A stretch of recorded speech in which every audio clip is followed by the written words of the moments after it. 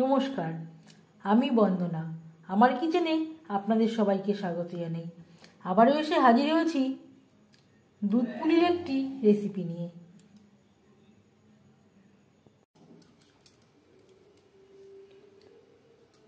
দুধ পুলি তৈরি করতে এখানে আমি একটা মিডিয়াম সাইজের নারকেল কুড়িয়ে নিয়েছি। তারপর আমি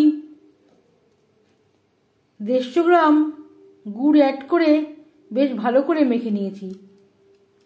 পুরো আমি তৈরি করে নিয়েছি।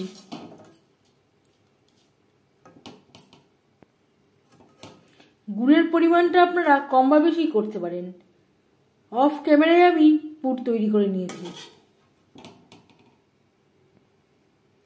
নাড়ু তৈরি করার মতো অতটা পাকের প্রয়োজন নেই, অল্প পাক আসলেই হয়ে যাবে। দুধ পুলি তৈরি করতে আর লাগছে দুধ। এখানে আমি 1 লিটার দুধ নিয়েছি। দুধ আমি জাল দিয়ে অল্প ঘন করে নেব। আর লাগছে চালের গুঁড়ো। এখানে আমি 350 গ্রাম সেদ্ধ চালের গুঁড়ো নিয়েছি। 4-5 মিনিট দুধ বেশ ভালো করে ফুটিয়ে নিয়েছি। গ্যাসের ফ্লেমটা বন্ধ করে দেব, ঢাকা দিয়ে সাইডে রেখে দেব।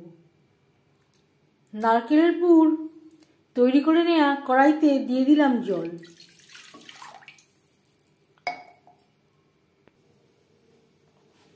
আর দিয়ে দেব লবণ। মিষ্টি জিনিসে লবণের ব্যবহার করলে স্বাদের ব্যালেন্সটা আসে। সামান্য পরিমাণে রিফাইন্ড অয়েল।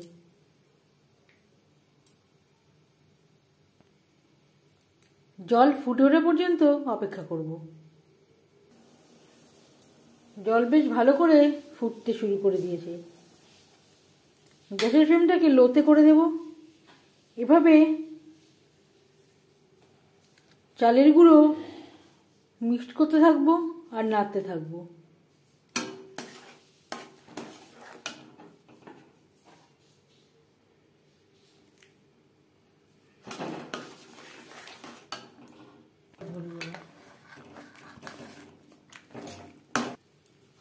বেশ ভালো করে মিক্সড করে দিয়েছি।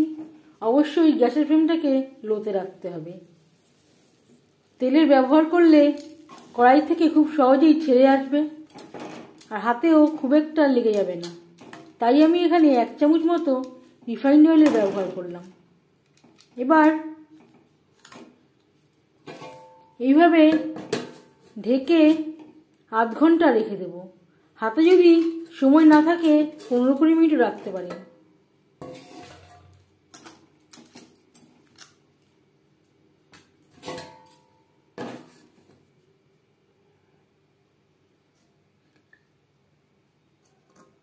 পরিমাণ মতো সামান্য পরিমাণে চালের গুঁড়ো অ্যাড করে আটা বেশ ভালো করে মেখে নেব।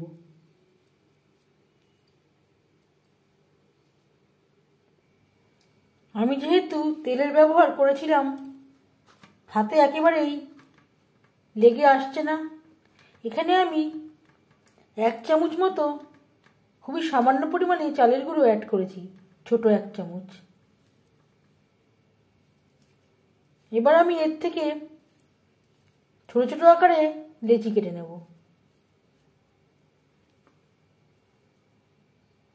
অবশ্যই চালের আটা তৈরি করার সময় রিফাইন্ড অয়েল বা সরষের তেলের ব্যবহার করবেন, তাহলে হাতে আর লেগে আসবে না, কড়াই থেকেও ছেড়ে আসবে।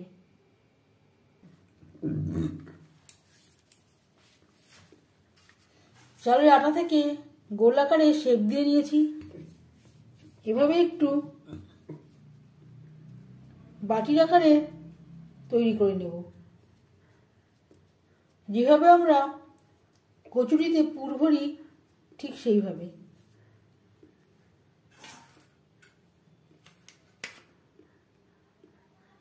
সেন্টারে দিয়ে দেব পুর।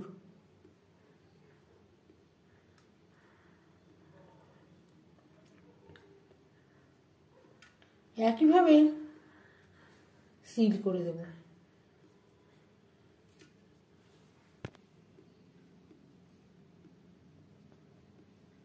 এইভাবে তৈরি করে নেব। পুলি আমি তৈরি করে নিয়েছি। এবার যাচ্ছি নেক্সট স্টেপে। দুধ আমি চালের আটা তৈরি করা কড়াইতে ট্রান্সফার করে নিয়েছি। দুধ এখনো গরম রয়েছে, আবার বেশ ভালো করে গরম করে নেব। এবার এতে অ্যাড করব গুড়। অনেক সময় গুড় অ্যাড করলে দুধ কেটে যেতে পারে বা কেটে যাওয়ার সম্ভাবনা থাকতে পারে, তাই আমি আর দুধ ফুটালাম না। গ্যাসের ফ্লেমটা অফ করে দেব। গুড় মেল্ট হওয়া পর্যন্ত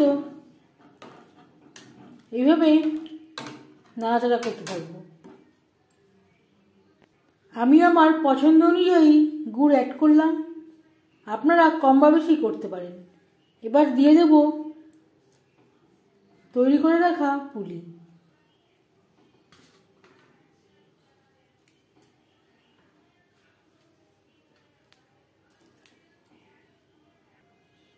এভাবে কমপক্ষে 2 ঘন্টা রেখে দিলে ভালো হয়।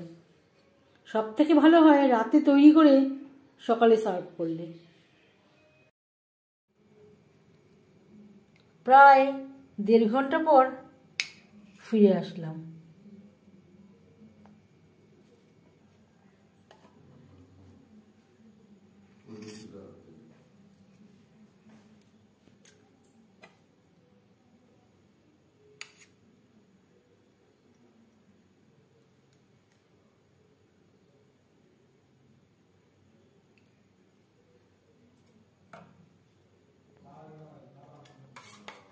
উপর থেকে দিয়ে দেব নলেন গুড় আর কিছুটা পরিমাণে দুধের সর আমি একসাথে ফেটিয়ে রেখেছিলাম।